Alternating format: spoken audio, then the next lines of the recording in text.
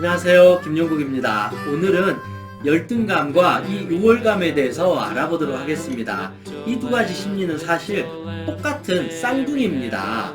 열등감이라는 것은 내가 남과의 비교를 통해서 내가 무능력하다라는 일종의 자격지심의 심리 상태와 같고, 우월감이라는 것은 남과의 비교를 통해서 내가 좀 뛰어나다라는 그런 교만한 마음과도 같습니다. 그래서 이 두 가지의 심리는 자기 자신에 대한 온전한 집중과 사랑, 즉 자존감이 아니라 남과의 비교를 통해서 내가 조금 부족한 것 같으면 열등감에 빠져버리고, 내가 좀 더 뛰어난 것 같으면 우월감에 빠져버린다는 거죠. 정신과 의사인 아들러는 우월감이라는 것은 자기의 열등감을 숨기기 위한 방어 기제에 불과하다. 그래서 우리가 보는 대부분의 이 우월감에 쩌는 사람들 있잖아요. 그들은 다 대부분 열등한 존재이다. 열등감이 너무 심하다 보니까 남과의 비교를 통해서 오히려 더 자기를 우월한 존재처럼 포장하려고 하는 열등한 존재에 지나지 않는다. 그래서 자기의 열등감을 숨기고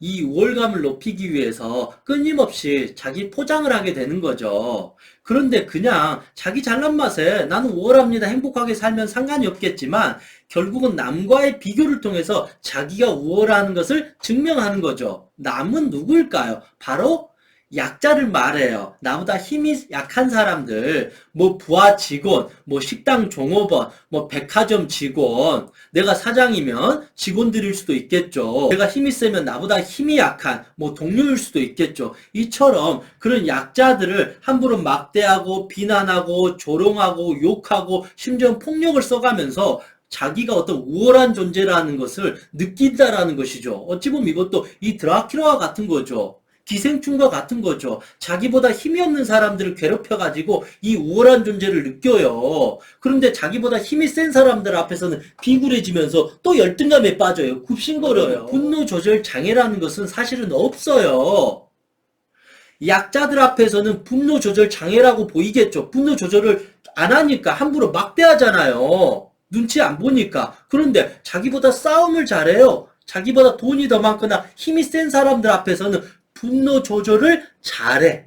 분노 조절을 아주 잘해요. 겸손하고 아주 착해. 예, 알겠습니다. 웃기지 않나요? 약자 앞에서는 최대한 강해져 버리고 강자 앞에서는 비참해져 버린다는 거죠. 이처럼 이 열등감하고 이 우월감은 똑같다라는 것입니다. 그런데 이 열등감이 나중에 이 우월감이 되는 순간은 아주 위험해요. 왜냐하면 자기보다 힘이 없는 사람들을 괴롭히면서 그들의 눈에 피눈물을 흘리게 된다는 것입니다. 그래서 열등감에 빠져버리면 우울증에 빠지면서 나는 쓸모없어, 그렇게 자격지심 속에서 우울하게 사는 거고, 우월감에 빠져버리면 남한테 고통을 주는 악행을 저지르면서 나중에 벌을 받게 돼요. 결국은 그래서 열등감도 위험한 거고 우월감도 위험한 것입니다. 그런데 이 우월감에 빠진 사람들 결국은 열등감으로 들어갈 수밖에 없어요. 왜냐하면 자기보다 힘세고 돈 많고 잘나고 무서운 사람 도처에 널려있기 때문에 그들과 비교하면서 역시 나는 또 열등해,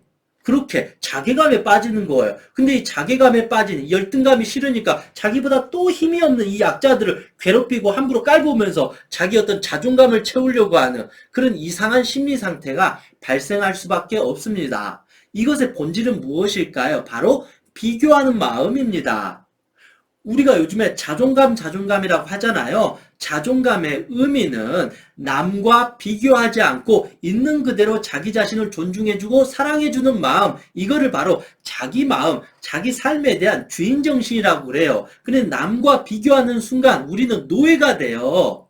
남과 비교해가지고 내가 조금이라도 부족하면 나는 쓸모없는 인간이야, 그렇게 자괴감에 빠져버리고, 남과 비교해가지고 난 대단한 사람이야, 스스로가 자기를 위대하게 봐주지 않는다라는 것이죠. 결국은 남과 비교를 하면서 끊임없이 자기가 불행해질 수밖에 없다. 그런데 우리는 끊임없이 남과 비교하면서 우월한 존재가 되도록 이 세계가, 이 사회가, 부모가 아이들에게 그렇게 교육을 하고 있는 것 같아요. 그래서 대학을 나오고 좋은 직장을 다니고 뭐 공부는 엄청나게 많이 했는데 자기가 우월한 존재가 돼가지고 자기보다 힘이 없는 사람들에 대해서 공감도 못하고 연민도 하지 못하면서 갑질을 하는 그런 이기적인 사악한 나르시스트가 될 수 있다라는 것입니다. 그래서 이제는 두 번 다시 남과 비교하지 말아요. 남과 비교해서 내가 잘났다고 생각한다고 해서 행복해지지 않아요. 남과 비교하는 순간 지옥으로 가게 되고, 남과 비교하는 사람은 그 시작과 끝은 영원한 불행이 될 수밖에 없어요. 왜냐하면 자기 존재에 대한 사랑이 없기 때문에 자기의 삶의 목적지 방향을 잃어버린 것과 같다. 그래서 이제는 그 누구하고도 비교하지 말고 내 자신을 있는 그대로 존중해주고 사랑해야 된다. 그냥 생긴 대로 사는 것이 가장 좋습니다. 그냥 내가 할 수 있는 만큼 내 능력 최대한 발휘하는 것이 좋습니다. 남들이 내 인생을 살아주는 것이 아니잖아요. 남의 뒷공문이 쫓아간다고 해서 그들을 이길 수가 없어요. 그냥 우리는 자기 삶의 주인으로서 나로서 이 삶을 살아가야 된다라는 것입니다. 남의 것이 아무리 부러워 보여도 막상 그 사람의 삶을 살면 그것도 고통이에요. 남의 것이 아무리 불쌍해 보이고 부족해 보여도 그 사람의 삶으로 들어가면 나보다 더 행복할 수도 있다. 이처럼 자기 삶에 집중해서 이 작은 삶 속에서 행복을 찾는 것이 가장 건강한 사람이고 가장 우등한 존재가 될 수 있다. 저는 그런 생각을 해봅니다. 이상 행복체면사 청명입니다. 수고하셨습니다.